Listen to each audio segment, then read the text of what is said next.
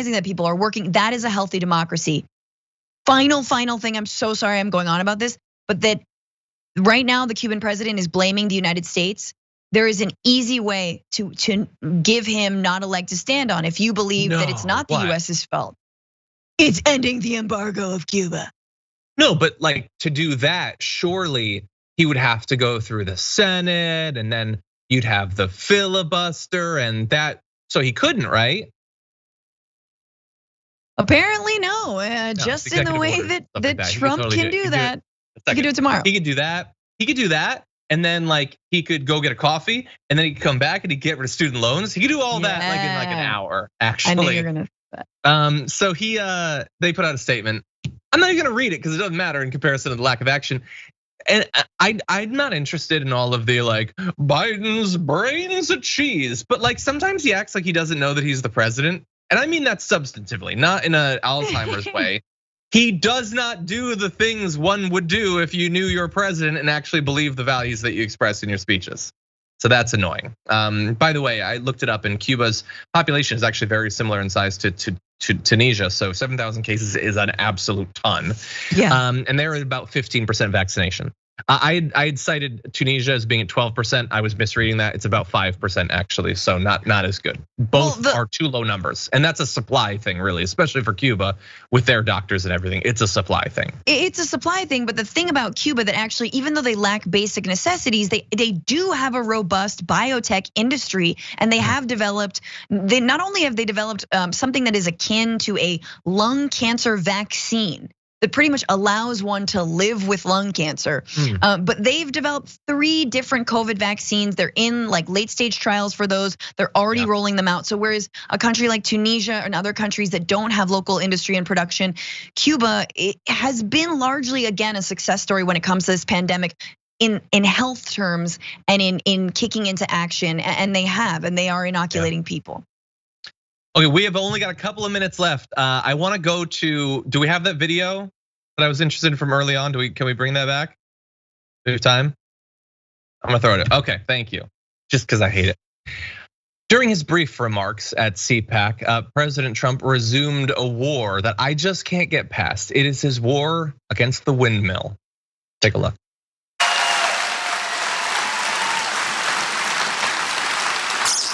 And we don't need windmills in Texas and lots of other places. We don't need windmills. They ought to end that program as quickly as they can.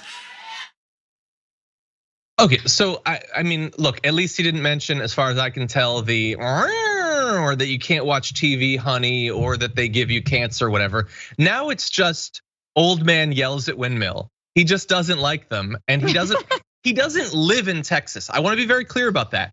He doesn't want Texas to have windmills when he doesn't even live there. He hates it so much, he doesn't want other people to have access to renewable energy. And it's even a little bit worse than that. But Francesca, I want to give you a chance to jump in. What is it with him and the windmills? Why does he hate them so bad? I mean, I think anyone whose hairstyle is that fragile is obviously an enemy of wind. We know this. It takes a lot of time to find your hairstyle. Once you find it, you gotta keep it. And whether it's rain or wind, it's gonna keep you inside. It's gonna ruin your day. We've been there. It's gonna ruin your day. That's true. But it's also anti-American to be against windmills. Windmills were invented in the United States, 1854. This is obviously a cursory Google research. Daniel Halliday.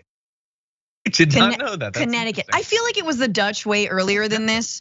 But that's only because I imagine like the Dutch woman in a bonnet and clogs and just like that little windmill like moving water around and la la la la la. I don't know, but this has been a great history lesson with Francesca Fiorentini. Anyway, yeah, someone said that he doesn't want any competition for being chief blowhard. People are also saying, is this just the Don Quixote thing, like the cartoon, the Ben Garrison thing? Yeah, like now he just like his brand is hating windmills. But anyway, the reason I wanted to talk about that was to point out that Texas, as you'll remember from the horrific last winter, is by far the nation's leader in both installed and under construction wind capacity, with 46 active manufacturing facilities, 4 times as many as second place Iowa. There are roughly 15,000 turbines operating in Texas, generating almost a quarter or a quintile of their their of their energy actually. Quintile. And by the way, 25,000 jobs in the wind industry in Texas. He's saying he wants to get rid of the entire industry. It's a bizarre thing to say. Even once you get into the specifics, it's even worse. Like 46 active manufacturing facilities could start producing and shipping to other states. We could do this thing. It could be a new industry. Nope, he doesn't like it. Get rid of it. It's such a weird thing for him to say. It's a weirder thing for them to cheer. Anyway, Francesca, we are massively out of time. Thank you as always. We're gonna be going to do our top 10 list in just a few. So there's a little bit more coming with you, but thank you for being here. Much appreciated. Thank you, everyone. Listen to the Situation Room. Follow me at Franny Few. Everybody do those things. And Indisputable is coming up in just a few. So thank you everybody for watching. And until next time, stay safe out there, stay sane out there, and I'll see you soon.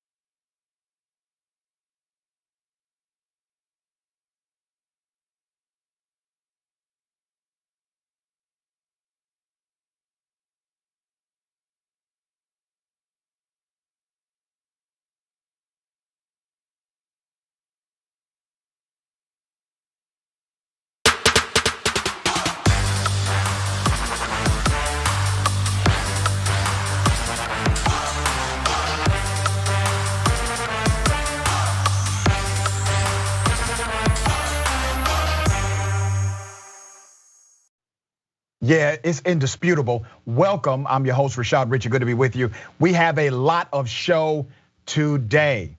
On the program, helping me break down news of the day, we got the big homie, Farron Cousins. He's gonna be in the building, Ring of Fire host. We also have a great debate guest for the bullpen, first timer, Ash Wright, Republican strategist. We'll talk about border security, immigration, and border policy. You don't wanna miss that bullpen segment.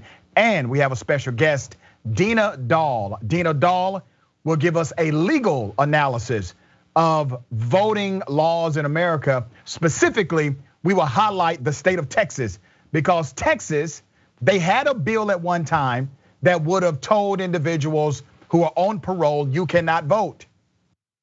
But that bill got canceled, basically.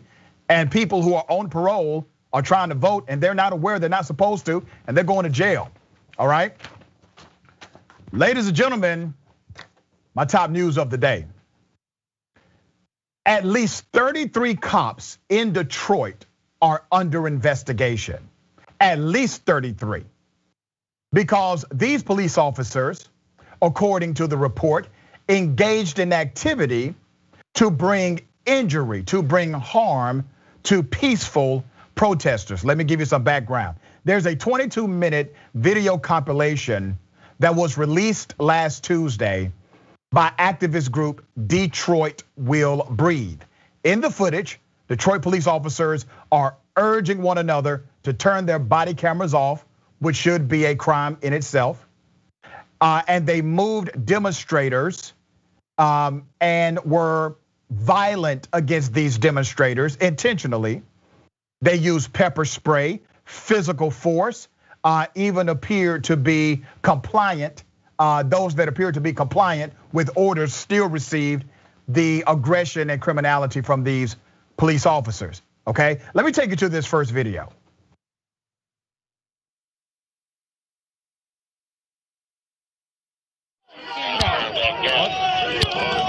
Shut the camera down. Turn off that camera. Are you done? Go that way. That way. Please, ain't no that way. Oh, damn, now you want to cry.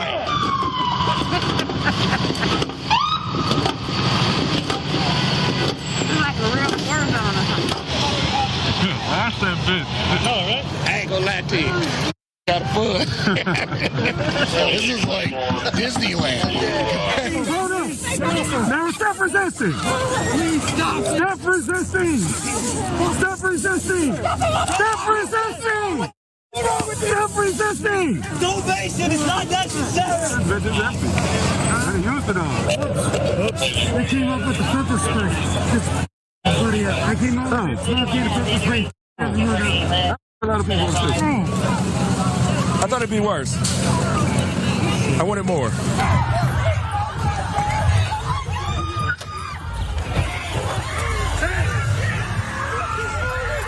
got a girl choked on. Come on, man, she can't breathe. I should have a shield and a spray.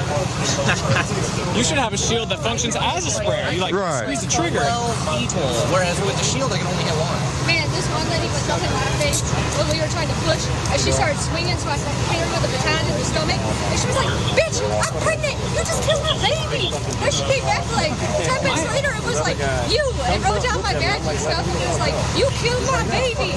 My helmet shouldn't be out here. How y'all doing tonight? I'm keeping mine on. The hunt is on. Turning off their body cameras, encouraging other police officers to turn off their body cameras in order to commit criminal acts, committing criminal activity, being aggressive and violent against peaceful protesters, laughing about them, laughing at them, and then saying that they actually wanted more action. 33 police officers are under investigation. Only one has been charged in connection to that. This was back in 2020. This is a quote from Detroit Will Breathe attorney Jack Schultz, who represents the group in a federal lawsuit against the city and the police department. The quote says, "The city has maintained a public narrative of openness to free speech that has not matched the actions of its police force as witnessed by protest participants. The footage represents a more accurate look at DPD's treatment of those who exercise their First Amendment rights against police abuse in this police abuse last summer. Also, the footage of the actual events shows the officers sought to maximize punishment, and in some cases, officers experienced a sick joy out of inflicting both physical and mental damage on citizens. A damn shame. But see, this is not a silo. This is not separate from the system. You see, policing is a team sport. This is part of a systemic culture. It is part of a group expression, and everybody was down with the program. You think this just happened to them? You think this is just a Detroit cop or Detroit cops? Come on. It goes deeper.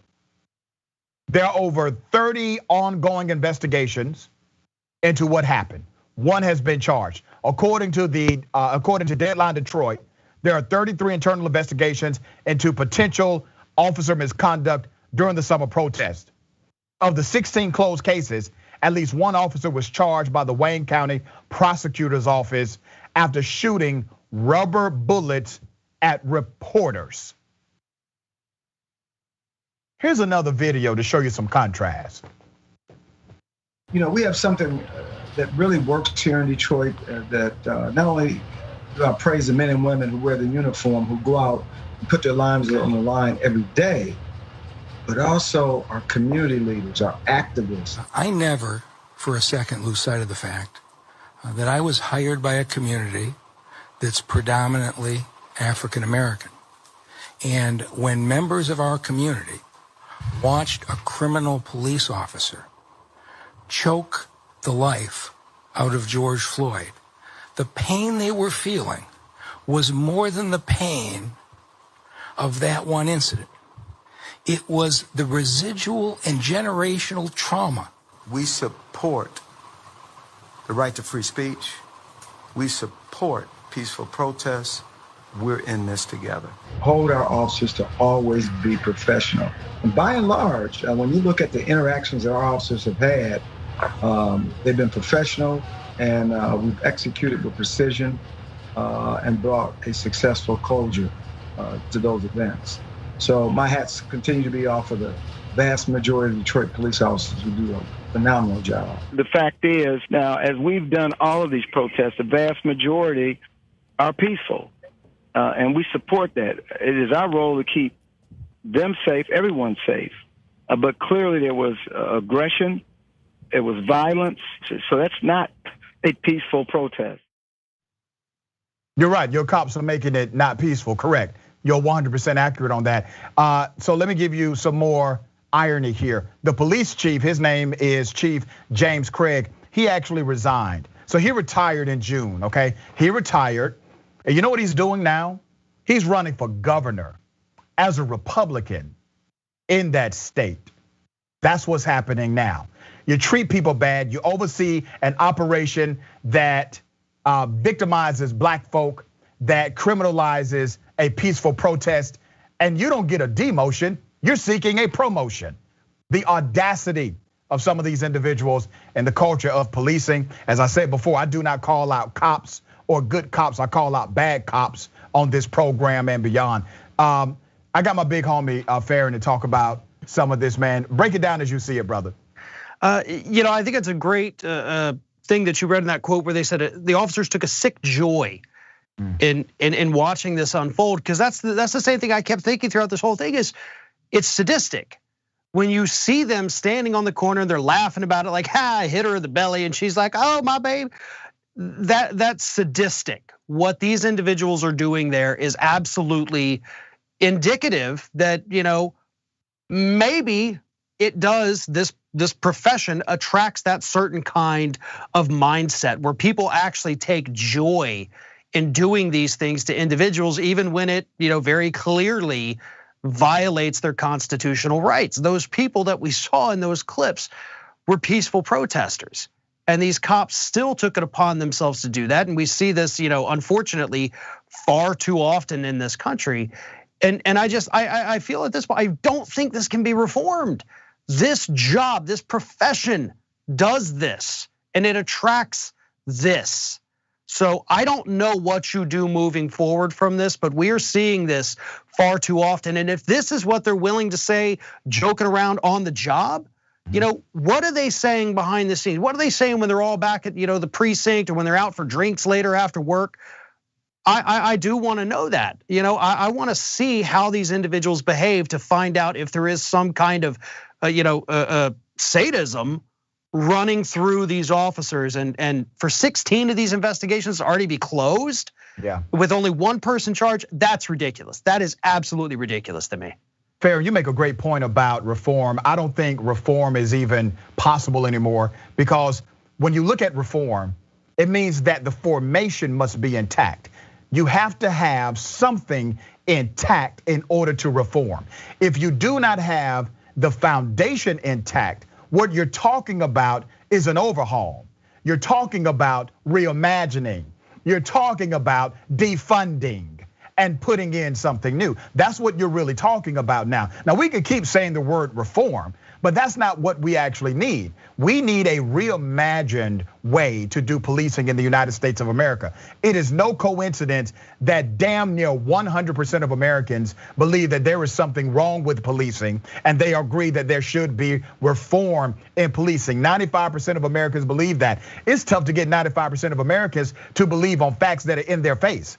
But 95% of Americans believe there is something fundamentally wrong with how we do policing in the United States of America. And beyond that, brother, one of the things that we cannot take lightly, the fact that in their banter, in their personal conversations, they know somebody has a camera on. They're willing to talk like this about individuals they should protect, they should serve. So literally you have one class inside of law enforcement saying one thing caught by these cameras, and then you have the executive side being the PR wing. They're saying all the right things to the public, but the actions, the activity of these police officers are completely contrary to the reality of what's happening. So I'm hopeful that videos like this, and big ups to Detroit Will Breathe for putting out this video.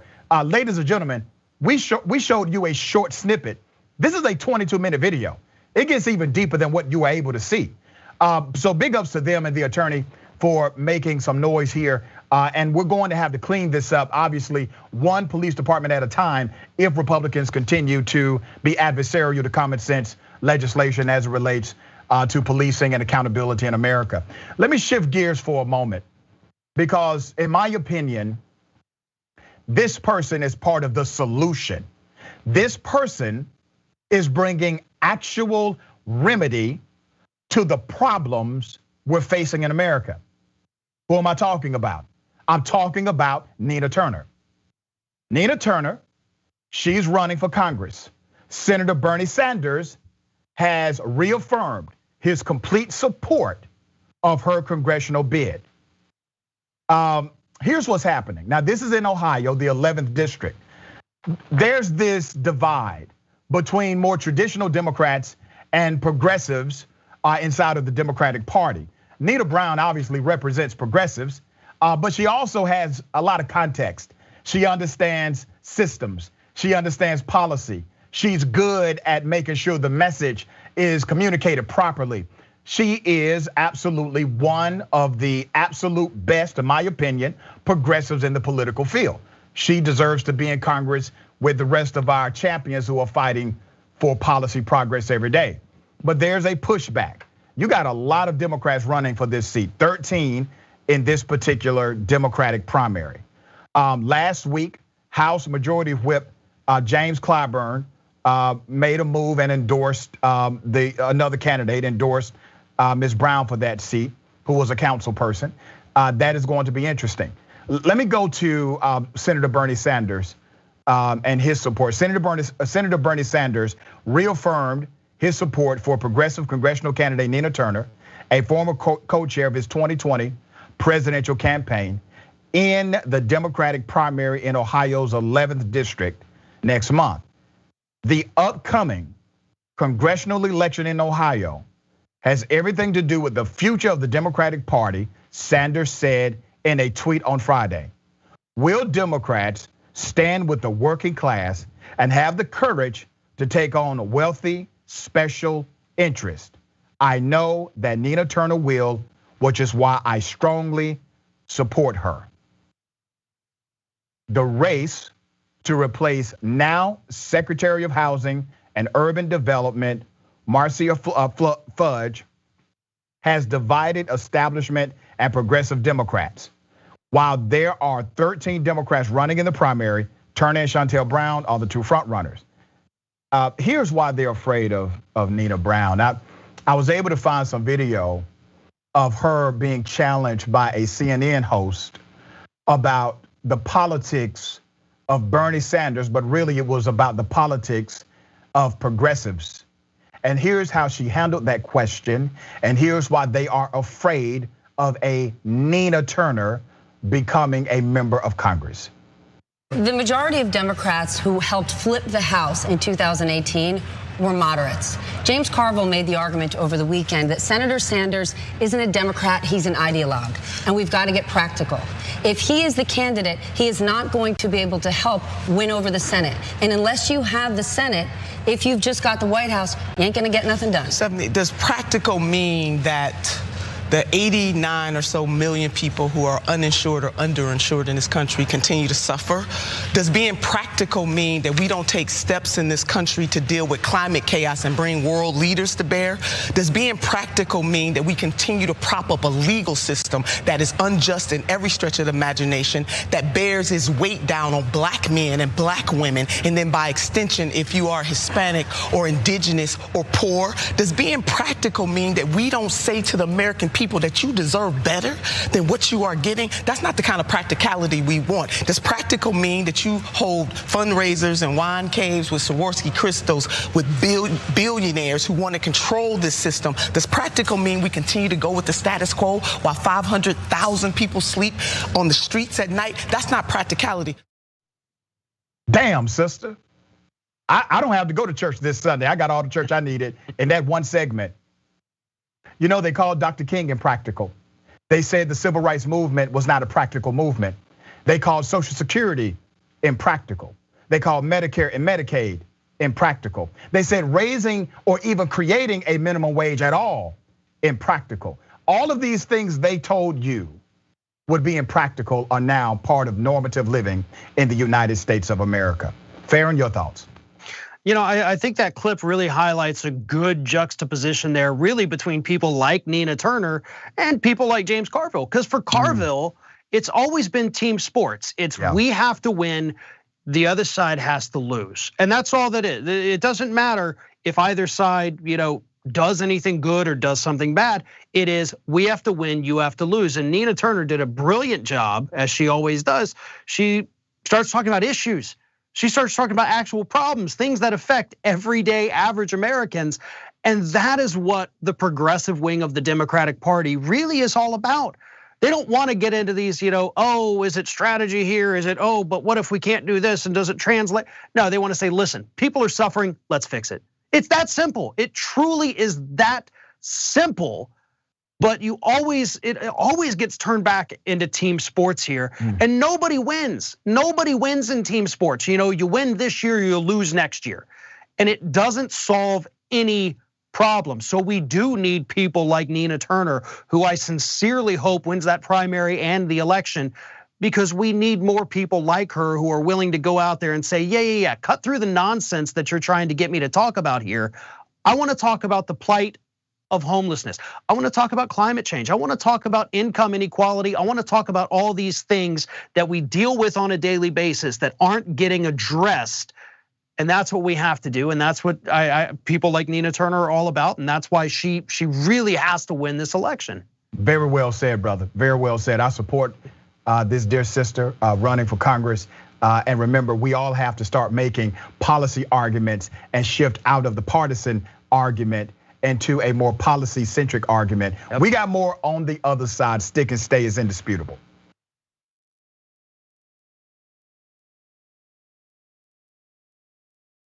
We're very honest that we're progressives. We call the Young Turks home of progressives, and we support progressive candidates. There has been this reemergence of political activism, especially among young people. This weekend was the second Women's March, both across the US and across the world. So these people are not simply marching, they're not simply talking, they're also running for office. And when they do run, they're gonna make a difference. Joe Crowley is congressman from New York. He's very powerful. Why? He raised a lot of money. But there's someone finally challenging him. We need to have representation that advocates as fiercely for working class people as possible from this seat. If candidates like Alexandria Ocasio-Cortez even get a little bit of media attention outside of what the Young Turks does, they have an excellent chance of winning. She's gonna win, she's gonna win. 68% reporting. The majority of Americans want Medicare for all. So I don't care what you and your corporate cronies want. What I care about is what the American people want.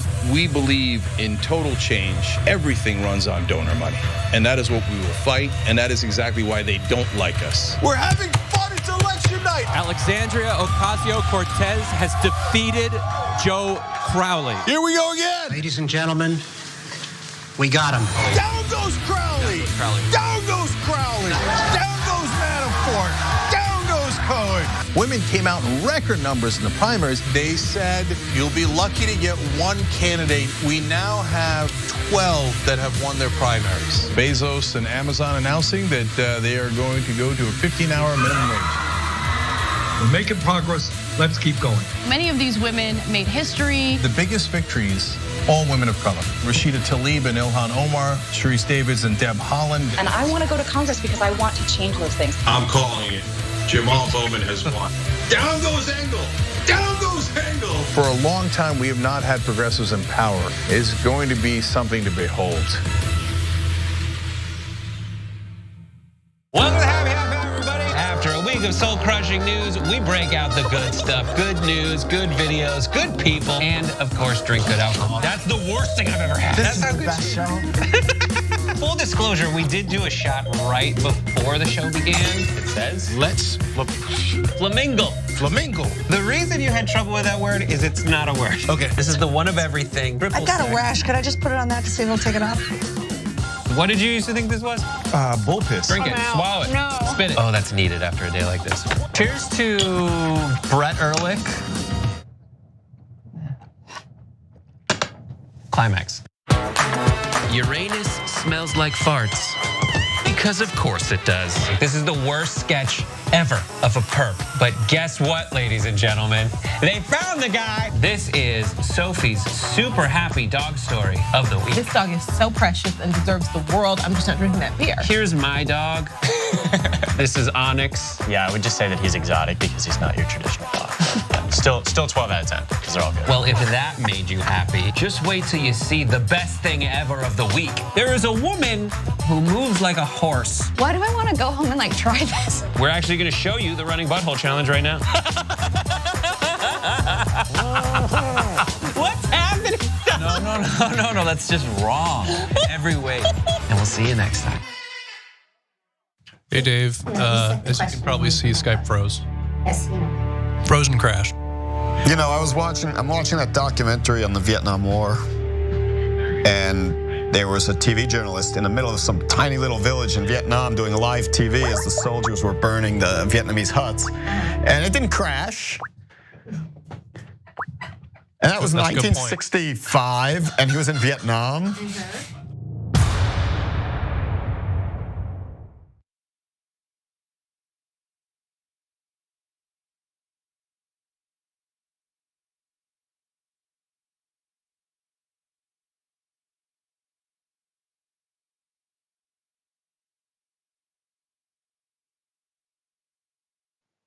Welcome back to Indisputable. We got a lot of viewer comments. Let me read as many as I can, okay? And thank you all for chiming in. And remember, make sure you subscribe to the YouTube page. It's free, it's quick and easy. Indisputable TYT, Indisputable TYT. We're at 132,000 subscribers. That's because of you, and I thank you from my heart. All right, and also social media, Indisputable TYT. Let's get it. We have TYT member Craig Souffle says, hello somebody, go get him, Nina. Exactly. Mickey C, the silver-haired dragon. This has happened in just about every city. There are over 500 lawsuits from members of the press alone for abuse of force. How many thousands of people were abused by the cops during the BLM peaceful protest? How many were severely wounded with rubber bullets to the head?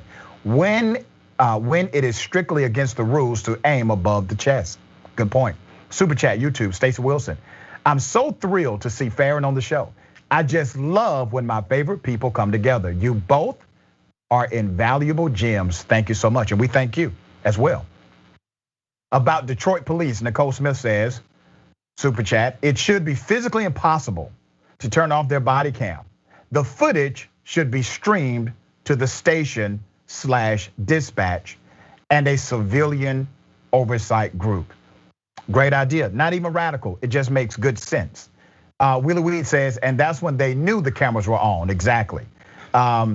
Stephen Miles Cook, how can you put your life on the line when it's not even in the top 10 most dangerous professions? A point I make a lot, you know, the most dangerous profession is actually cutting trees. That is the most dangerous profession in the United States. Barbara Thompson, Dr. Richie, I just love you and your show. Barbara, I love you back. Shamira Hill says, love this show, thank you. Twitch, Octo Squiddies, where are all the good cops in all those clips? I know, right? Red Lock Dragon, the people, let's protest police brutality. The police, let's brutalize them more. Fonsu, I'm sure I said that wrong, please forgive me. Farron is one of my favorite commentators. He's one of my favorite commentators also. All right, ladies and gentlemen, TJ Maxx.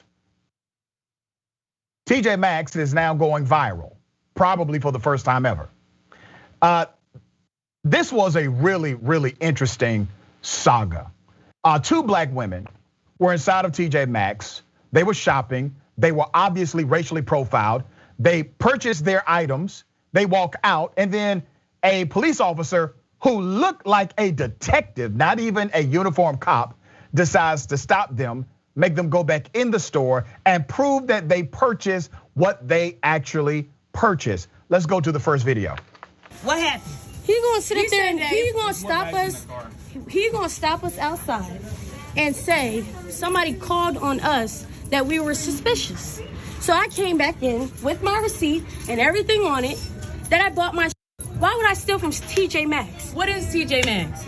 Not a goddamn thing. And then he gets in here and say nobody called on you guys. So he just said outside.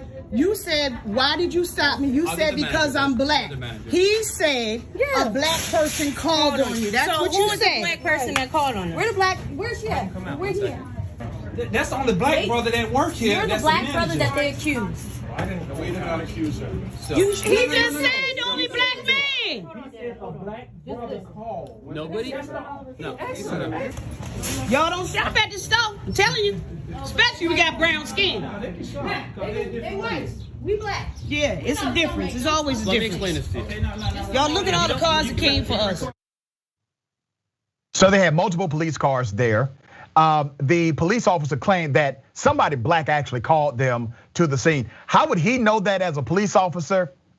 He's not 911 dispatch. I have no idea how he knows this information, but he claimed somebody black and a black male called him there or called the police. Well, TJ Maxx, the management said, no, nobody called you. Nobody accused them of stealing.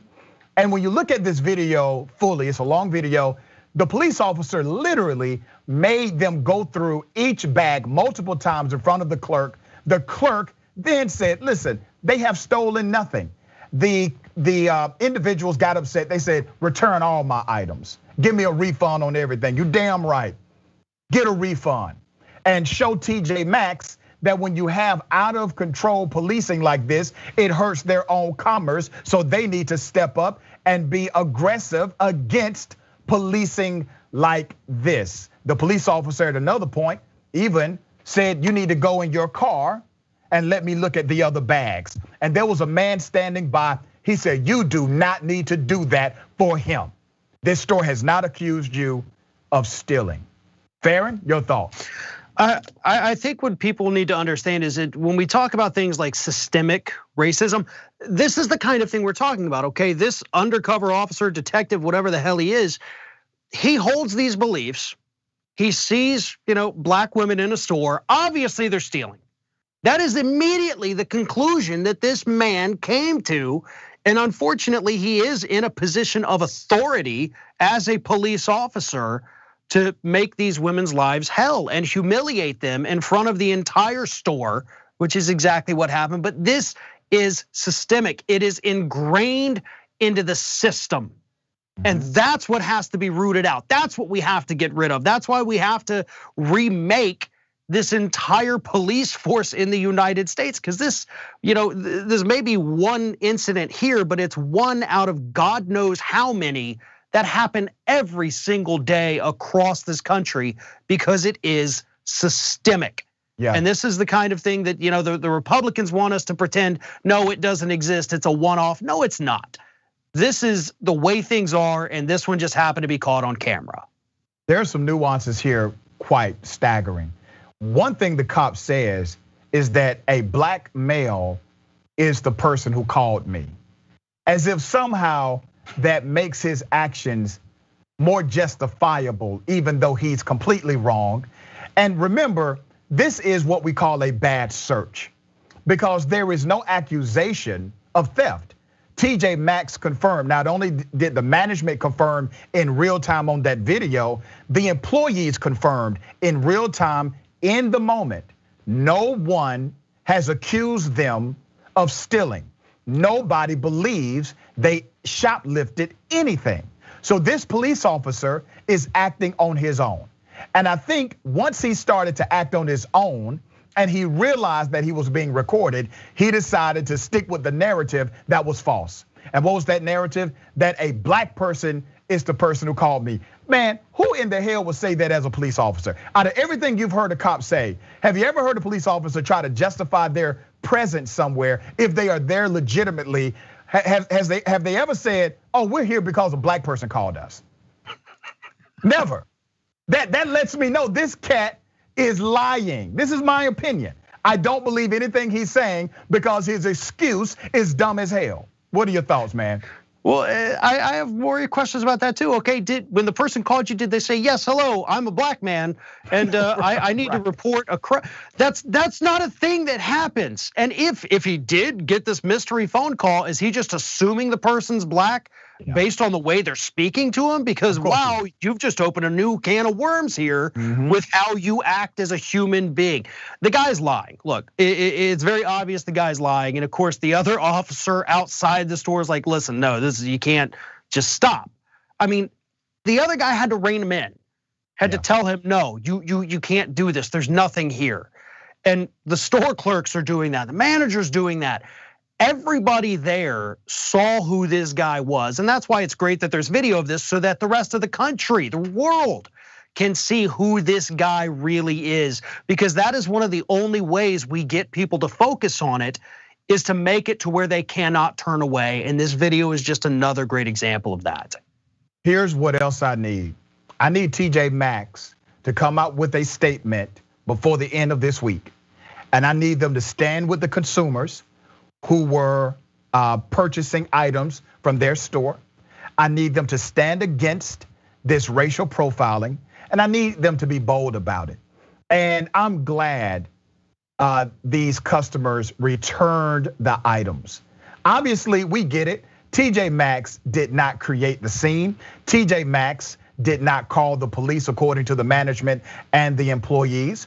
But TJ Maxx now has a responsibility, in my opinion, to stand up for their customers and stand against this bad policing and racial profiling. So we will see what happens. How TJ Maxx responds will tell the rest of the tale for me. Yeah. I agree. I mean, TJ Maxx does have this responsibility.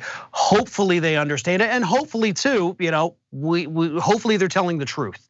Hopefully they weren't the ones that made a call, because if they were, it all eventually comes out. So again, if they're being honest, if their story is legit, then yes, they still have an obligation to these women to come out even more, to protect them, to apologize as profusely as possible, and to issue a statement that this kind of behavior in the store, like we saw from the officer, will not stand. We do not condone it and we will not allow it. You can't just apologize for the one event. You have to let people know this isn't gonna happen again. This isn't who we are. It's not what we stand for. So we'll wait and see, unfortunately. I hate playing the wait and see game, but that's where we are right now with them. Yeah, we'll stay on top of it. Let me shift gears. Ladies and gentlemen, I wish that Karen would. You want to call the police on them for having a barbecue on a Sunday. I feel free! Back off! I'm going to tell them there's an African-American man threatening my life. Karen is a scientist. Ladies and gentlemen, you know what we do. We highlight the Karens of the world because Karens are dangerous. Well, the latest Karen is really interesting. She's upset at a bank teller because she's not wearing a mask, and the bank teller has recommended one of the masks located at the bank for her to put on. This is common. I go to the bank, if I walk in without a mask, they have masks available and they will recommend, hey, here's a mask that you can wear. It is a private company, they get to enforce it. Why? Because at 7-Elevens all over the United States, they can say no shoes, no shirt, no service. Very similar concept. Private companies can do this. But this one particular Karen who claims to be a scientist tells the bank teller off and says there is no such thing as corona. I'm here because I will take this all the way. I am going now to court to fight masks, and you are not going to tell me what to do. Stand 6 feet away from me and do your social. No, more. You want to be safe, stand 6 feet away from me, okay? That's it. Give me your card with your name because this branch is going to hear your name. You're going to become famous. Do it now. Do it now. You work for me. I do not work for you. I've been a customer since 1990. Were you born then? Shame on you. What, this is giving you the right to be a bully? Because you're brainwashed? I'm a scientist. There is no corona. Don't make me wear your mask. Are you crazy? Are you trying to kill me? What happens if you have corona? Did you just suggest for me to wear your dirty mask? There are several contradictions here. First of all, she says that there is no corona, and then she claims that the bank teller is going to give her corona. She also claims that she's a scientist and corona is not real. Well, yes, it is an actual virus. How that virus is spread is a matter of debate in La La Land, okay? And then naturally, she says she's going to make her famous. Well, the only person famous here is the science Karen. That's the person who's famous in this video now. This was really, really wild, obviously. And it shows the level of aggression. Now, I do wonder, where's the bank security guard? If this would have been a black male or black female, I don't know if everybody would have been so damn peaceful around somebody yelling, screaming, and being disorderly in such an aggressive manner. But I'm noticing some extremes here. That's one extreme. That is super aggressive Karen.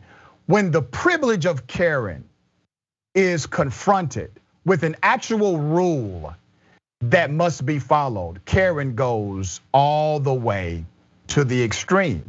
Now remember, these are typically the same people that would tell everybody else, like Sha'Carri Richardson on who was on the Olympic team, they would tell her, follow the rules.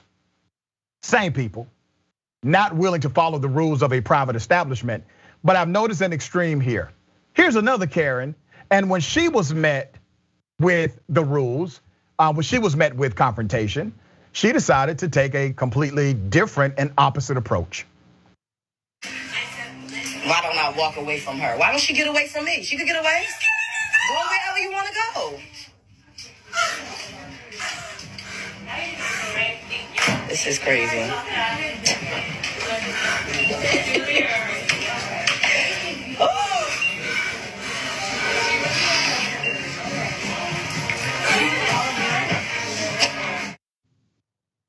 It's important to observe Karens in their natural habitat to understand the behavior. Now, in this situation, this Karen was so distraught that she decided to pass out. I say decided because she laid down her purse, she made a pillow on the floor, and then she put her head on that pillow because Karens, their face cannot touch a bare floor. My friend, Farron, you're barely holding it together as I break down the Karens of the world. Well, actually, I have that same reaction. My wife says, get out there in this Florida heat and go cut the grass, and but no, look, the Citibank woman absolutely just drove me wild because she's yelling at this person saying, "You work for me." Is she the CEO of Citibank? No, that is not a government entity. Now that's a discussion we can have. If you think the banks should be owned by the government, then sure, those people would work for you, and a lot of us would be okay with having that happen. But no, that person does not work for you. You're there utilizing their services. You want something that the bank has to offer. You have to abide by the rules they put forth.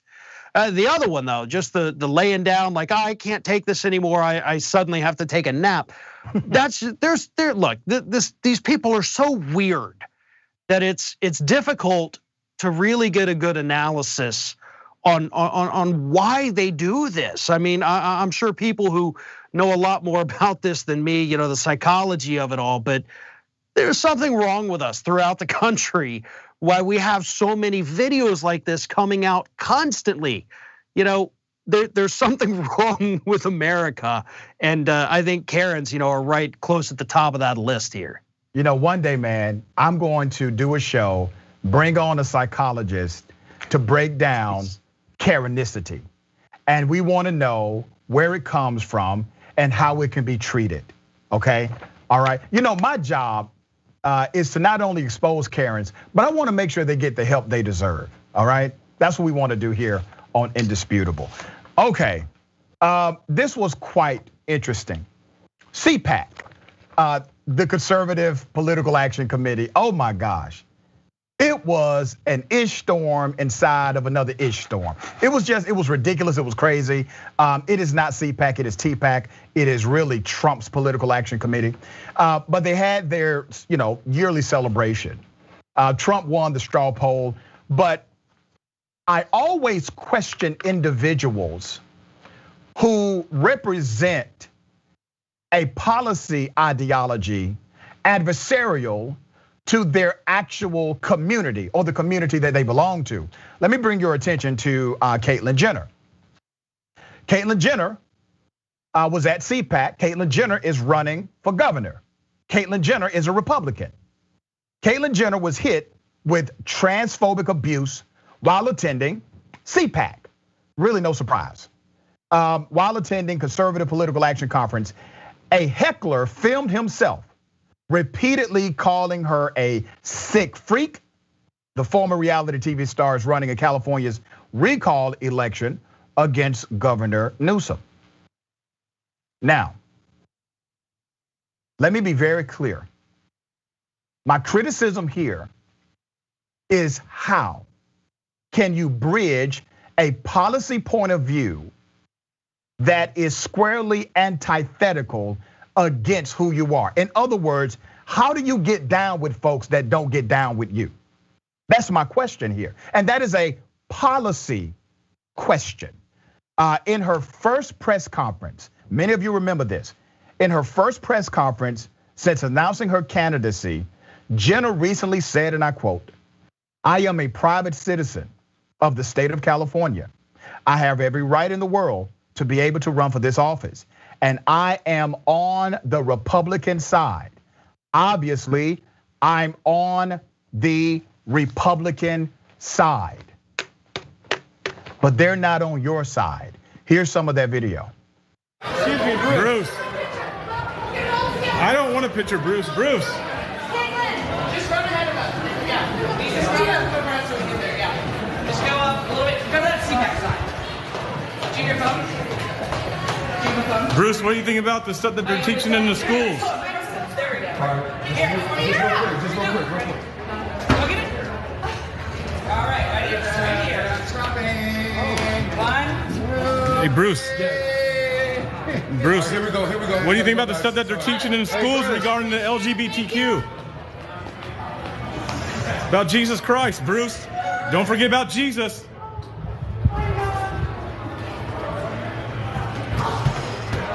Look at that sick freak. Why do people want a picture with him? I don't get that.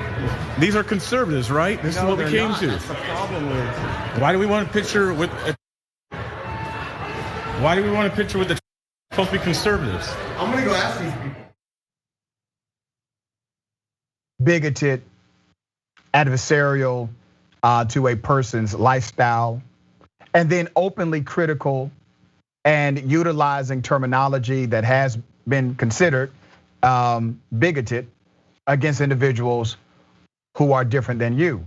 Now that is basically the Republican way. My question is, how do you coexist in a political structure that says you should not exist? Farron, what are your thoughts on this? You know, that's exactly what I was gonna say. This party doesn't believe Caitlyn Jenner should exist. And yet she still shows them this loyalty, you know, running for office as a Republican. Of course, you know, support is terrible for her. She doesn't have a chance at winning. But to subject yourself to this kind of abuse, to ally yourself with the people who think this way about you, all for what? Tax cuts? I mean, is that really worth it? Because honestly, at this point, that is the only thing I can think of as to why Caitlyn would put herself through this, is just because she wants more money from the tax cuts. You know, she's the one who mentioned, you know, months ago, whatever, that, oh, the person in the private jet hangar next to me is leaving California because of the homelessness. It's sick, and I guess it's because of the tax cuts. I don't know, but it's sick. Yeah, and even the tax cut argument on policy, to me, Republicans lose that argument as well. Yeah. I don't have time to get into all of it. My brother, thank you for joining me today. Tell people how they can follow you, man. I'm on Facebook, Instagram, and Twitter at Fair and Balanced. The YouTube channel, of course, youtube.com/The Ring of Fire. You do amazing work, brother. I binge on your stuff all the time, man. Thank you for all that you do for us. Thank you very much. I appreciate it. All right, we got more on the other side. It's indisputable. Stick and stay.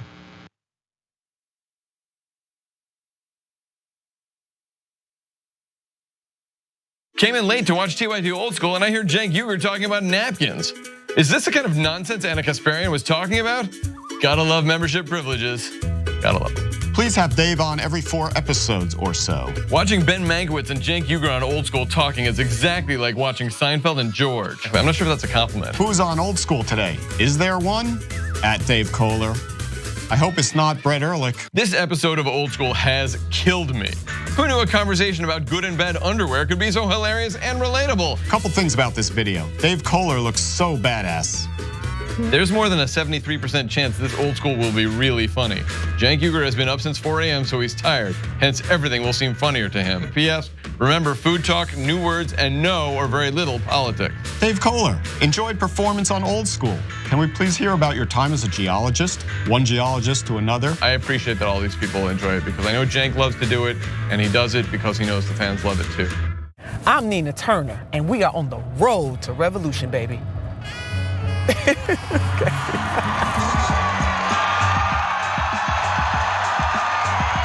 somebody. And I know sometimes people talk about the angry black woman, but I'm gonna tell you something. If you ain't mad as a mofo about what's going on here, something is wrong with you.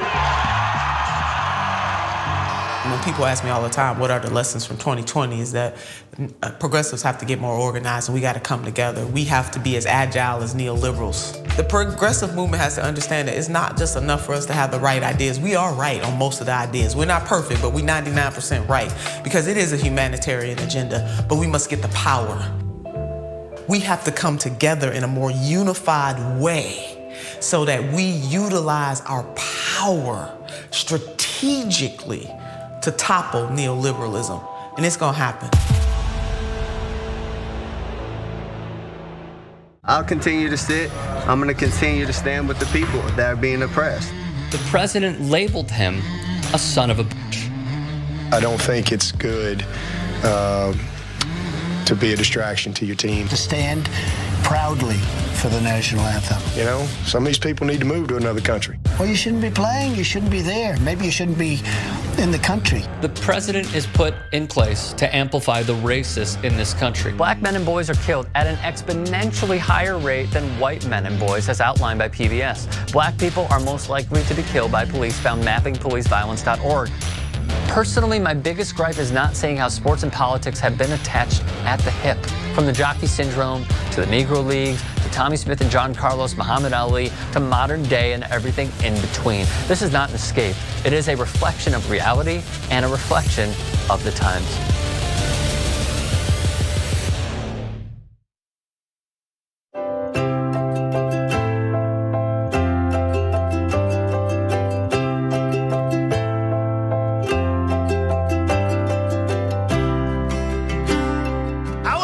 Walking a dog on the White House lawn, would that be?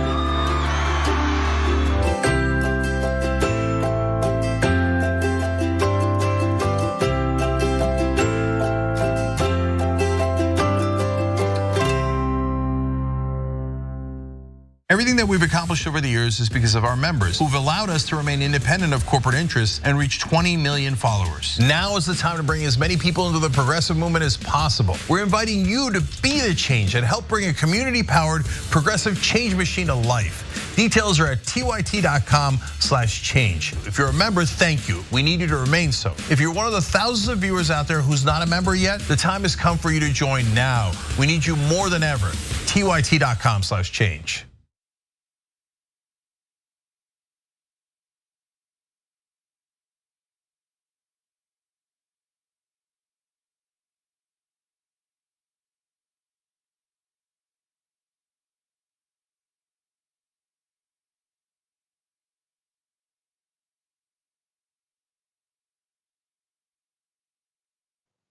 Welcome back to Indisputable. Let's read some of these viewer comments. Good stuff. All right. TYT member Mickey C. the Silver Haired Dragon says, how did the cop know it was a black male who called him? Was it a Zoom call? That was a good one. YouTube super chat. Nate says, when Karen Brain says floor, you must. Tempest Parham says, never heard of 911 asking for your race or gender. Yeah. Lateef Mins, how to catch a racist with Dr. Rashad Ritchie. Yep. About Karen, Freaky Squeaky says, I've fallen and I can't get up. All right, let's go to Twitch.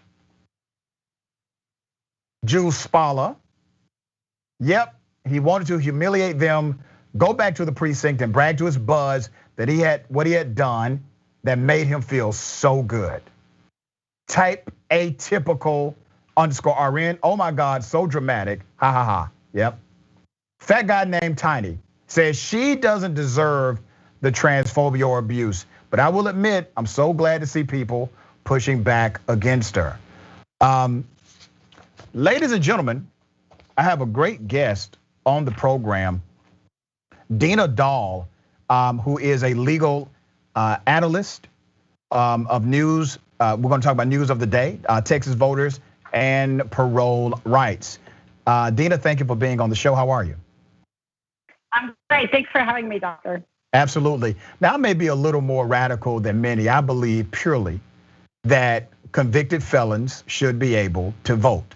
Most states have a way to restore your voting rights, and states that don't have a way to restore your voting rights typically allow you to vote after you serve your felony sentence of parole, probation, whatever it may be, and your rights are automatically restored, except in some cases that involve moral turpitude crimes, which could eliminate you from voting ever in your life. Now, here's the reason why I say I think people should still vote or be allowed to vote, because they are still paying taxes. And it's like paying rent in a home that you no longer have say-so over the operations of that home. If you're going to say they cannot participate in democracy, then go ahead and eliminate their mandate to pay taxes to that democracy. And I know I'm to the left of many people on that. But let's talk about voting rights specifically as it relates to Texas. What are your thoughts about Texas and them arresting individuals who are on parole, unaware that they can't vote because of a confusing bill and being charged with serious crimes? Yeah, Mr. Rogers was just charged with 2 counts of second-degree felony, and he's facing up to 40 years in jail for, I think, 2 votes. The most recent one is 2020, and he went viral at the time because he was the last one to vote in his precinct. He stood in line for 6 hours, and the Texas code says that he had to have knowingly voted illegally. And obviously, he's talking to CNN. He thought he had the right to vote. So this seems like an egregious prosecutorial conduct on the Attorney General Paxton's part by prosecuting this case. Yeah, it seems as if they wanted to make an example out of this very high-profile voter, because naturally he did not know it was illegal because he did interviews. He talked about standing in line, and a person that's already on parole, they're not trying to get back to jail, especially for engaging in a civic duty.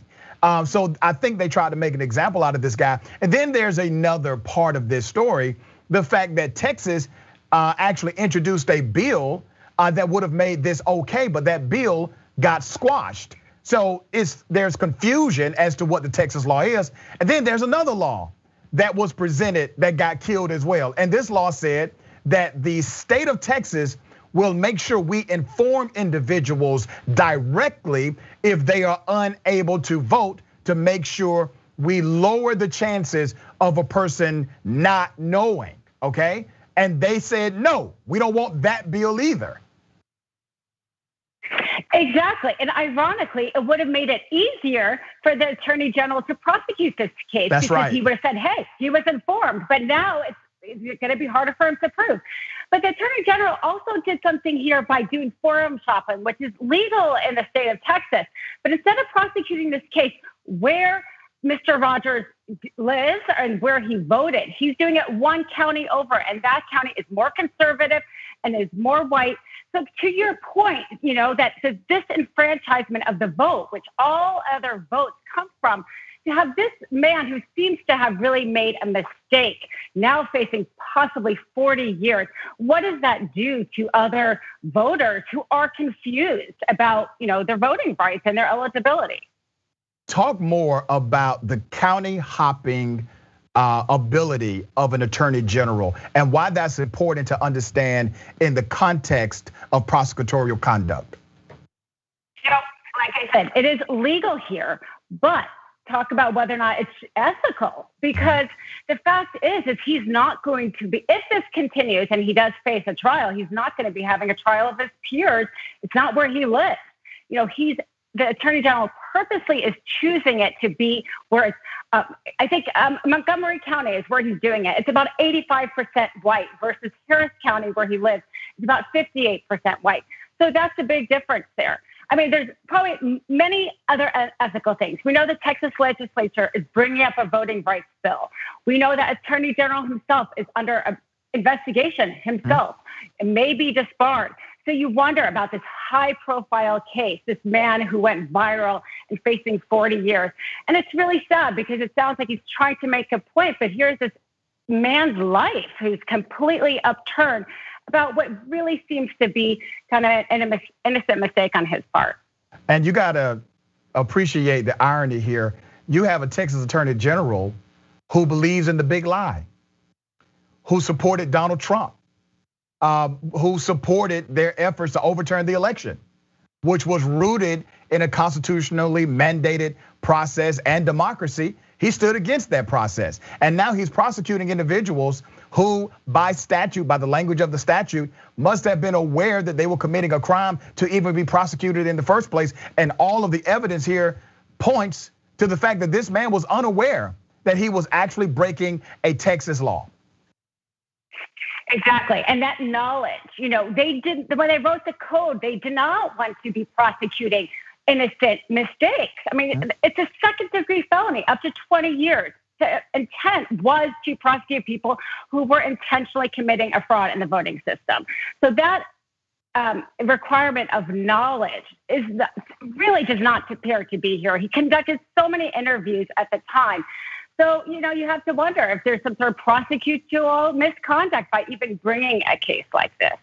Yeah, for sure. It's definitely selective. And as you said, it actually violates the spirit of the law, because the spirit of the law was aimed at penalizing bad actors who were egregious and intentional in their mens rea, the formation of criminality and the intent to commit a criminal act.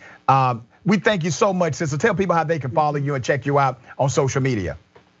Yeah, on social media, I'm AskDinaDoll1, Twitter. Awesome, beautiful analysis. Thank you for the breakdown.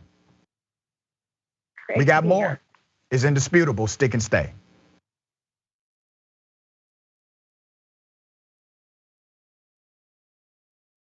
So a lot of progressive office holders are doing something fun. I like fun. They're doing the last 2 years in 2 minutes. Okay, we're gonna try it here. First, I wanna let you guys know about the years before that. Hey, remember we started the Just Democrats here on the Young Turks. It was officially launched on our air, basically by you guys. And then we featured AOC, we featured Cori Bush, and Ro Khanna became the first ever Just Democrat incumbent, all on the Young Turks. Now, the last 2 years have been a spectacular follow-up to that. So let's put the 2 minutes on the clock and do this. Young Turks got to start back in 2002, and I think we've been an important part of the progressive movement ever since. What we mainly do is amplify the progressive voice and candidates out there, and I think we've done a pretty good job. Right now, we're currently #1 most engaged news politics network online, beating CNN, Fox News, and MSNBC, all of them. We're #1 in total minutes watched. That means not only the number of people watching, but how long they watch. We just crossed 20 million followers and 500 million monthly views. Now, why? That's because actually the country's progressive. It's 2/3 progressive. And you guys have allowed us to be your voice, and we're incredibly thankful for that. So what did we do with that voice? Well, let's look at 2019. We went all over the country talking to you guys and the candidates. So we were in Miami, we were in Detroit, we were in Houston, and we were in Iowa. In fact, we were all over Iowa. You guys were all over Iowa, and all of the candidates saw you guys. We had wonderful people speaking, like the one and only Nina Turner at our rallies. Bernie Sanders stopped by, Andrew Yang, Elizabeth Warren. We interviewed almost everyone on the campaign trail, with the exception of Biden and Buttigieg. And we held them accountable. We even did a progressive economic pledge, and so many wonderful people signed on to that. Bernie Sanders, Warren, Marianne Williamson, AOC, the entire squad, Justice Democrats, and so many others. Now, on top of all that, we started a show called The Conversation, where we featured so many progressive thinkers, writers, and candidates. And one of the candidates we featured in 2019 was Jamal Bowman. Here comes Jamal Bowman. Then we had an amazing 2020. We hired a climate reporter. Damage Report passed 500,000 subscribers. Young Turks passed 5 million subscribers. We're getting the message out to more and more people. Bernie Sanders comes on in the heat of the primary. He comes on after the election to say what we're gonna do for the future. And then Marie Newman wins. Jamal Bowman wins. Cori Bush wins. And then just when you thought it couldn't get any better, here comes Nina Turner. Hello, somebody. And she's running for Congress, and she comes on the Young Turks first. On election week, we had nearly 2 million hours of viewing. We're #1 destination for progressives. You made all that happen. This is amazing, and thank you for those 2 years. What, I went past 2 minutes? Of course! Viewers had asked for an interview with the TYT Lizard. Mr. Lizard. Oh, you changed colors today. Nice. I don't even know how you feel about us. Do you even like us? Well, you guys made me this awesome house, so I'm kind of in your debt. I was found outside on the street, and you gave me a home. Granted, it was a really crappy home for a while, but then through the power of fundraising, I became a person who has a multi-level Trump-style mansion. You do. By the way, you never looked better, man. Normally, you're just green or just brown, but today you're in mid-lizard, right? I'm not very smart. I'm a lizard, so I don't know how the science works. I guess this is just my mood. It's not every day that thresholds like this are broken. I'm just so excited. I can't contain my pigmentation. And now you're showing it off. Yep. Yeah, I've never seen the lizard like this before.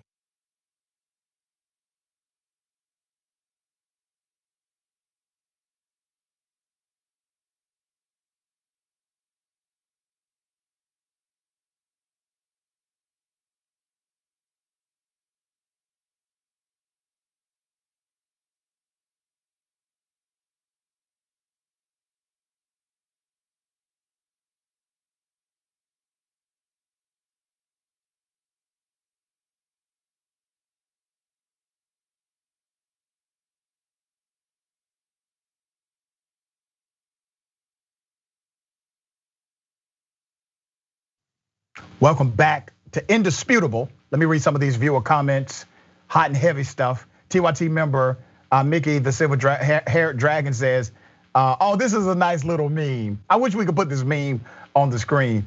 I like that. Indisputable, calling out Karenicity. Yes, part of my life's work.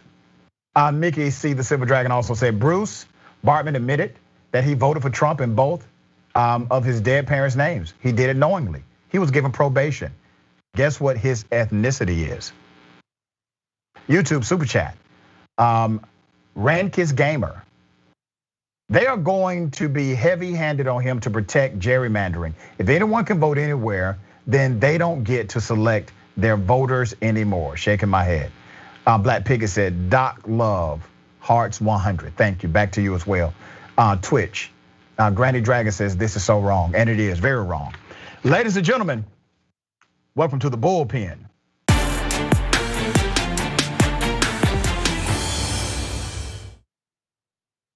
In the bullpen today, I have Mr. Ash Wright, who is a national Republican strategist. We're going to talk about border security and immigration policy at large. Mr. Wright, thank you for being on Indisputable. Absolutely. Thank you for having me. Glad to be back. All right, let's first talk about border or immigration policy. Let me start with immigration policy. I find it quite ironic, and I want you to tell me your thoughts about this. I find it quite interesting and really adversarial to democracy when you have a policy in the United States of America that criminalizes individuals who are simply trying to work. Yes, they are undocumented, but then you ignore the people who hire them. So roughly 90% of undocumented workers are here for work. You would agree with that, right? Right. I think most of them, that's their goal. That when they come over, they want to ultimately work and try to contribute to society. Part of what I think the problem is here is that, and look, I'll admit that sometimes Republicans don't come at this from a standpoint of compassion, and we need to.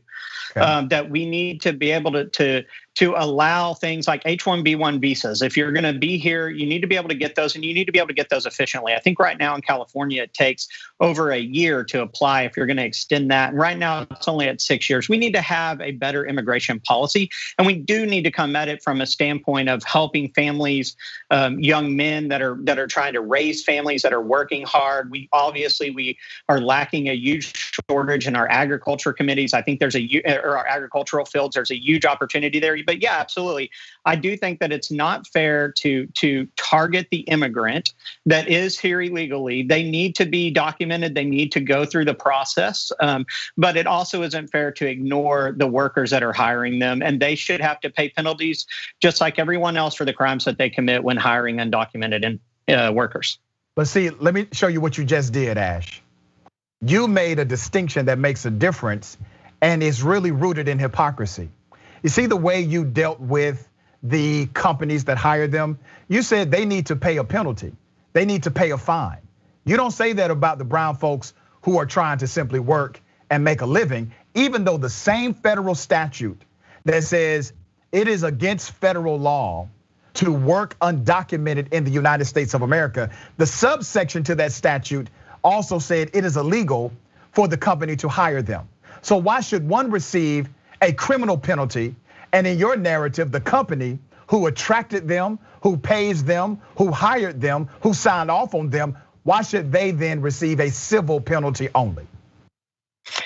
Right. Well, I mean, frankly, because when you come into the country illegally, you're breaking a federal law. Most times when you hire illegal immigrants and you're not paying their taxes, you're typically breaking a state law. And so there are different penalties for different laws that are broken in the US. And there are times when certain penalties need to have more stricter punishment. If a person is trying to run their business and they can't find labor and they go out and hire an illegal immigrant, both parties are benefiting from that. And it's what I'm advocating is I'm not advocating for the arrest of the migrant or the illegal immigrant. I'm saying that they should be given an opportunity to apply for immigration status, to come forth, be brought out out from the darkness, repay taxes at the same taxes that I want the company to also repay for. But I'm not advocating for them to be arrested. If they're in the country and they're contributing to society, they have a job, they're supporting their family, they're sending their kids to school, they're keeping their kids out of the foster care system, et cetera, everything else. And I don't think there should be a criminal penalty. I think there should be a financial penalty, because I think everyone, just like me, just like you, needs to pay their fair share of wages for the government to operate, especially when they're using some of our benefits like roads, et cetera. But I'm not advocating for a criminal penalty against them. I'm advocating for a financial penalty against the business owner and the illegal immigrant. Okay. In this situation. Gotcha. You said some things that I can actually agree with. I do think that there's unfair treatment as it relates to how companies are able to get away with a civil penalty, and individuals who are simply trying to make a better life for themselves and their children are treated by the criminal justice system. But I want to correct you on one factual point. The federal law, and I'm going to read the federal law to you because it's not about if they're paying taxes federally or state, and it is not an issue of state law versus federal law. If you look up US Code 8, subsection 1324A, this is the unlawful employment section. And it says, and I quote, "It is unlawful for a person or entity, meaning a company, to hire or recruit or refer for a fee for employment in the United States an alien, knowing the alien is unauthorized with respect to such employment." This has to do with not only the action of hiring them, this has to do with the action of recruiting them. And the question is, if companies have always been in violation, brother, of Section 8, subsection 1324A, if they have always been in violation of that federal code, why is it that when we see 600 undocumented hard workers being arrested at a factory, why don't we see the hiring manager being arrested? Why don't we see the CEO being arrested? Why don't we see the HR director being arrested? Why don't we see the recruitment director being arrested? Explain the reason. You know the reason, you just don't want to say it. But I'm challenging you, brother. Tell us why there's such a difference. Well, look, the difference is because they and their company is paying some form of taxes. It may not be on those 600 workers. They should be paying their Social Security income. And in fact, a lot of times what they'll do is they'll fill out their documentation, leave their Social Security off, and the company will continue to pay as if they're getting those Social Security benefits. Even so, they're essentially tricking the system. They're saying, look, I know this person isn't a US citizen, but I'm going to pay in as if they are, and essentially turn a blind eye to it. But look, if there are companies out there that are genuinely hiring 600 people and they're coming in and they're making big bucks and they're arresting 600 employees, yes, absolutely. The owners and the managers that know that it's going on should face the same criminal offenses. They should be arrested just like everybody else. I'm not advocating that the business owner, just because he owns a business and he is, what I think you're wanting me to say is like he's contributing more to society. But I'm saying, look, if he is doing that and he is criminally and against the law, then yeah, arrest that guy every day. Yeah, so here's the reason why, and you actually proved my point, because you're right. They're not only violating the federal law of the recruitment and hiring aspect of that statute, they're also engaging in tax evasion. That's what that is when they refuse to pay the proper taxes based on the individuals who work at the company. But the reason, brother, is because these companies or the CEOs, they have influence. They have influence with politicians. They have influence with heads of state. They have influence with the president. They have influence with them. You can't forget that the guy who was president inside of your party, Donald Trump, he hired undocumented workers as well. And it was a big deal during the first time he ran for president. But somehow you all conveniently forgot that he definitely did when he started to attack undocumented workers in the United States, even though he himself, through his own company, hired undocumented workers as well.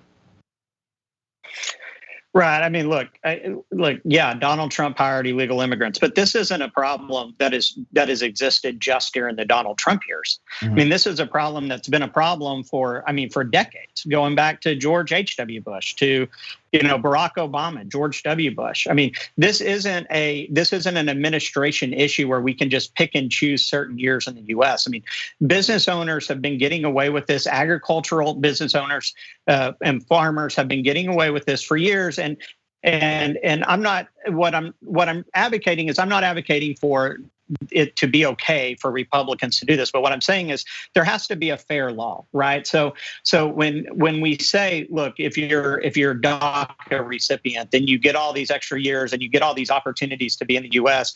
versus someone that's trying to apply from a country that's not in South America and come over on a H-1 visa, et cetera. Like there needs to be a level playing field for the business owner, and he should face the same consequences. But there also needs to be a level business owner, a level playing field for people that are outside the U.S. trying to get in versus just trying to service people that are already in the U.S.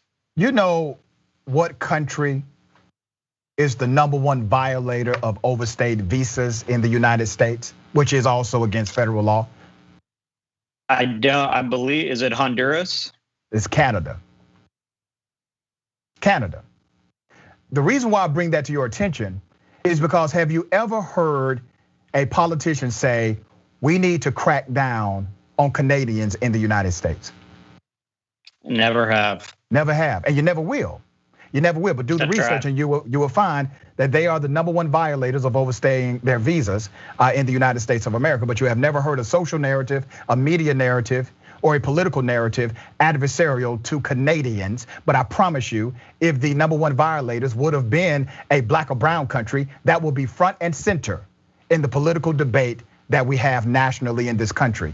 Let me take you to a myth, because I hear one of the arguments often is that undocumented individuals, they take more than they bring to the United States of America. Do you want to talk about that? Because I kind of heard you hint at it as far as benefits, et cetera. Do you believe that undocumented workers take more away from the government, or do they give more back, revenue-wise? Well, I mean, obviously, if they're not paying taxes and they're not on the books and they're using any sort of government benefit, then they are obviously taking more than they are giving. I mean, that there's no way to say that they're giving more if they're not on the books, because the simple term of being undocumented means that you're not documented.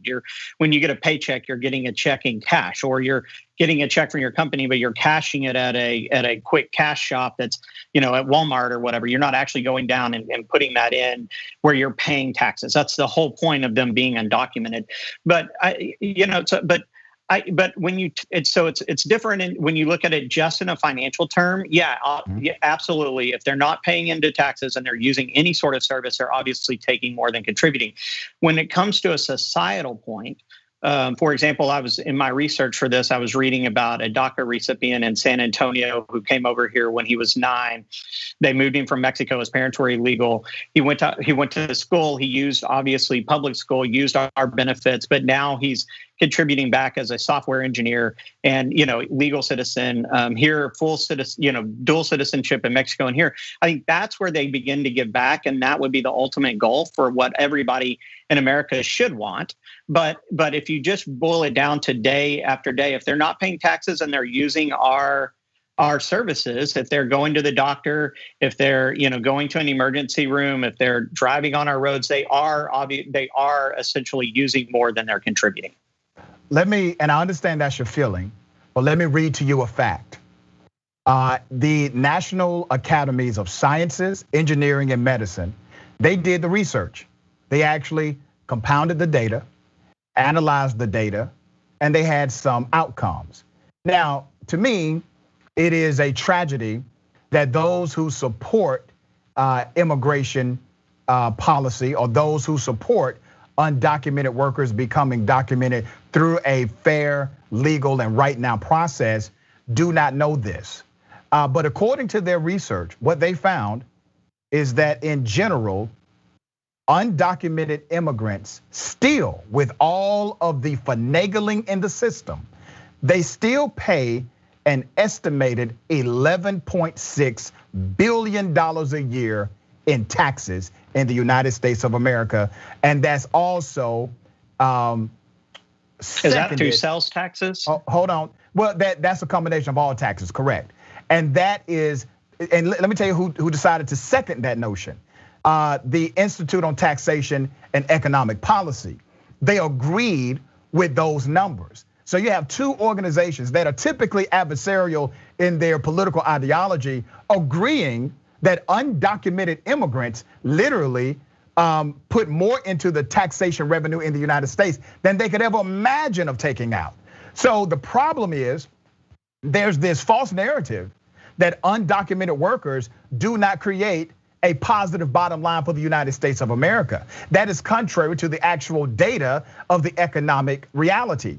They create more revenue than they could ever take out. Why do you think the narrative is contrary to the truth? What makes you think they could, how much do they take out? I mean, did they study that? I mean, it seems interesting to me that you say more than they ever could take out, but what's that hard number? If we know the hard number they put in. Yes, sir. They take out roughly $6 billion a year. And that's based on, is that based on when they go to a medical clinic and they receive medical with no care, like how do they document how much an undocumented person is using in our system, right? My point is being is like if you go to the doctor's office and you're undocumented and you get free health care and it's not documented because they are documented, how do they know how much they're actually using? According to the data, they analyzed various social safety nets, including hospitals, clinics, welfare. They also looked at various programs in K through 12 education and other programs that typically are considered benefits from the government. So that's their analysis tool. I mean, look, I'd have to look into the study. I find it hard to believe that we can pinpoint exactly how much undocumented workers are contributing financially. Ash, listen, brother. How many undocumented people are in the United States? Let me ask you that question before I make this point. Look, I'm from Texas, so I can talk to you specifically about Texas. There are 1.7 million people that we believe undocumented. How do you know that? That we know about. How do you know that? I mean, a lot of research, but look, the number's probably off. Basically, right. The same data that you use to make your point is rooted in an undocumented class of individuals, which means your data is not going to be pinpoint accurate. Right, it can't be right. And you're okay with and you're okay with representing the number of undocumented workers based on similar science that the Economic Institute and other entities have to use, but you want to question their data without challenging your own. It doesn't make sense to me. Either you accept the fact that it's not going to be pinpoint accurate, and we have these general numbers that say one thing overwhelmingly. And here's what it says: undocumented workers put more into the economy of America than they take out. So let's start there because that's obvious in the data. Yeah, I mean, look, that's very difficult for me to believe. I would have to read that study. I find it very difficult to believe that we are able to pinpoint how much undocumented workers are bringing in and putting into our system. I'm not saying it's right or wrong. What I'm saying is I find it hard to believe, and I would need to read the study. I also am not saying there are exactly 1.7 million illegal immigrants in the state of Texas. I personally feel like there are probably a lot more than that. Those are just the ones that we know. And a lot of that is determined based on arrests, right? So we know that they make 3,500 arrests every day at the Texas border of illegal immigrants trying to cross. And so that is what they do is they multiply that out and they do studies, but none of this is an exact science because obviously we don't know. And frankly, we never will be able to know what they are. Once their students are enrolled like in a DACA program, things like that, we can actually study and know those and be able to work with it. But all of this, none of this is an exact science. Let me ask you this question. I only have a few minutes before the end of the program. I believe that in order to make this work, you must have an amnesty program for those who are already in this country. If you don't start with that, you're never going to get a solution because one, you don't know where they are. You don't know how many actually are here, and you're not going to have the manpower nor the political covering as long as I'm here to round up undocumented, hardworking human beings. If you're not starting with the conversation of direct amnesty, you're just talking malarkey. Do you agree with me on that? I believe you got to start with two pillars. You got to start with border security. You got to stop allowing illegal immigrants to come in. And then you have to provide some sort of path to citizenship for people that are currently here. What we can't do is allow a path to citizenship for people that are here and continue to incentivize people for crossing our borders illegally. And look, there are a lot of steps that need to be taken in this process of allowing a path to citizenship. Okay. And I made some notes for you. We need to extend, as I mentioned, the H-1B1 visa. So a 6-year process is not long enough. I hope that Congress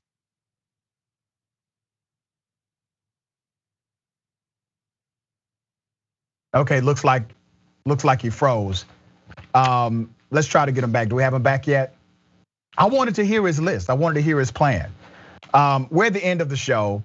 I definitely understand the point you were trying to make. I hope we can get you back on very soon. Sorry that we had a technical issue, but we're at the end of the program. And ladies and gentlemen, I want you to remember a few things.